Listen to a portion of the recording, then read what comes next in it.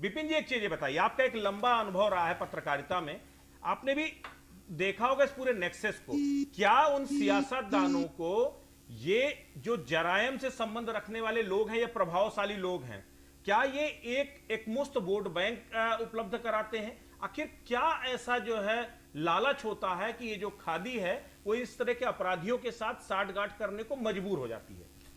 देखिए, ऐसा है कि जब खाकी मददगार बन जाते हैं, गैंगस्टर्स के साथ मिल जाते हैं, सांठगांठ हो जाती है, तो निश्चित बात है खाकी और खादी शर्मसार हो जाती है और फिर वो दाग धुलने उनको बड़ा समय लगता है। लोगों का विश्वास जीतने में, दोबारा लोगों में वो विश्वास उनके प्रति हो। और यही बात है कि उत्तर प्रदेश और गैंगस्टर्स सिक्के के दोनों पहलू हैं। उत्तर प्रदेश में, जैसे मैंने कल बोला, उसी बात को दोबारा दोहराऊंगा, उत्तर प्रदेश की संस्कृति की बात करें, पुरानी परंपरा की बात करें, लखनवी तहजीब की बात करें, उस पर हमेशा हम लोगों को नाज रहा है। लेकिन साथ साथ इसका एक बड़ा दुर्भाग्यपूर्ण जो पहलू है वो गैंगस्टर्स का रहा है, जैसे मुंबई में अंडरवर्ल्ड का, और इनका एक चोली दामन का साथ रहा है। यहां पर यह देखने की बात है कि यहां पर देखिए मुद्दे की बात क्या है। मुद्दे की बात जब हमें चर्चा करनी चाहिए इस समय कि क्या वो भेष बदलकर इस समय रह रहा होगा विकास दुबे, क्या नेपाल के रास्ते निकल चुका है, क्या फोन का इस्तेमाल नहीं कर रहा ताकि सर्वेलेंस पे उसका फोन लगाया ना जा सके, किसी तरह से उसकी लोकेशन ना ट्रेस करी जाए।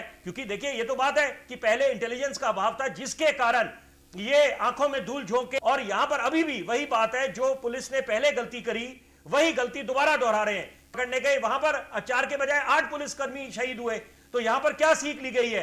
बड़े बड़े दावे किए गए थे कि अब हम लोग जो है अध्ययन करेंगे, देखेंगे रणनीति को कैसे सुधारें, होमवर्क अच्छा होगा, लेकिन ये मामला ज्यों का त्यों ही रहा है। यहां पर मैं एक बात बोलना चाहूंगा, जब भी सांठगांठ होती है, अगर खाकी और साथ में गैंगस्टर आपस में मिल जाते हैं, तो ये कितना एक आम जनता पे क्या गुजरती होगी। ये कोई नया मामला नहीं है, बिल्कुल। और यहाँ पर तो ये बोला जा रहा है कि रियल एस्टेट के कनेक्शन है यहाँ पर। और देखिए, क्योंकि मैं एक बात जरूर बोलना चाहूंगा, एक बात बोलूंगा कि तस्वीरें कहने को तो एक बात है कि तस्वीरें बहुत कुछ बयान कर जाती हैं, अंग्रेजी में कहते हैं पिक्चर स्पीक्स 1000 वर्ड्स। लेकिन दूसरी बात, एक और कड़वा सच ये भी है, हकीकत ये भी है कि आप सिर्फ तस्वीरों के आधार पर किसी निष्कर्ष पे नहीं पहुंच सकते। ये कह के कि फोटो, कल को मेरी फोटो किसी के साथ हो सकती है।